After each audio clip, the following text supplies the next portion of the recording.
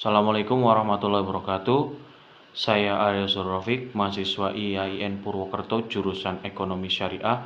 Video ini dibuat untuk keperluan ujian tengah semester mata kuliah Teori Ekonomi Makro Islam. Hormat untuk Ibu Mustaniro selaku dosen pengampu di mata kuliah Teori Ekonomi Makro Islam. Untuk menjawab pertanyaan nomor 1, pemerintah bisa melakukan meminjam dana kepada dalam negeri. Itu menjadi poin penting. Yang kedua, pemerintah menerbitkan obligasi.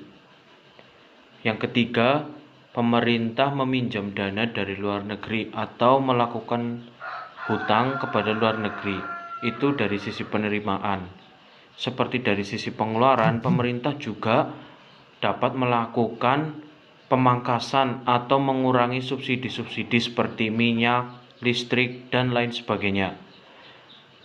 Peran ekonomi syariah dalam mengatasi pendapatan nasional itu dalam bentuk perbankan, pembiayaan, dan keuangan syariah. Dalam pelaksanaannya, perbankan syariah memberikan kreativitas dengan menetapkan instrumen-instrumen baru yang memang sesuai dengan prinsip-prinsip syariah. Untuk menjawab pertanyaan nomor 2, pada 31 Maret, pemerintah menerbitkan Peraturan Pemerintah Pengganti Undang-Undang atau Perpu nomor 1 tahun 2020 yang isinya adalah tentang kebijakan keuangan negara dan stabilitas sistem keuangan untuk penanganan COVID-19.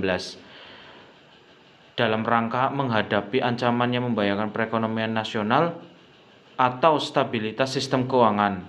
Selanjutnya juga disebut Perpu 1 2020. Perpu tersebut langsung berlaku pada saat diterbitkan. Yang kedua, UU nomor 2 tahun 2020 sebenarnya juga berisi 2 domain kebijakan di bidang ekonomi, sekaligus yaitu kebijakan fiskal dan moneter. Kebijakan fiskal yang menyangkut bidang keuangan negara sebagaimana diatur dalam UU tersebut yang meliputi kebijakan pendapatan negara termasuk kebijakan di bidang perpajakan, kebijakan belanja negara termasuk juga kebijakan di bidang keuangan daerah, dan kebijakan pembiayaan.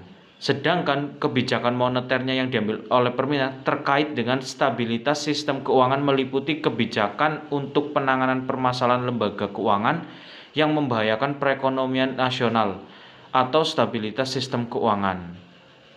Dalam situasi penanganan dampak pandemi COVID sekarang ini, dapat dikatakan bahwa sektor ekonomi sedang sekarat. Maka asupan yang paling bergizi sebenarnya adalah meningkatkan daya beli masyarakat, yaitu melalui bantuan langsung tunai, modal usaha rakyat, dan bansos-bansos. Lagi-lagi bantuan itu juga memerlukan fresh money yang mau tak mau sangat mengandalkan kas negara dari APBN. Jadi dapat disimpulkan bahwa peranan anggaran dalam pelaksanaan kebijakan fiskal itu sangatlah penting.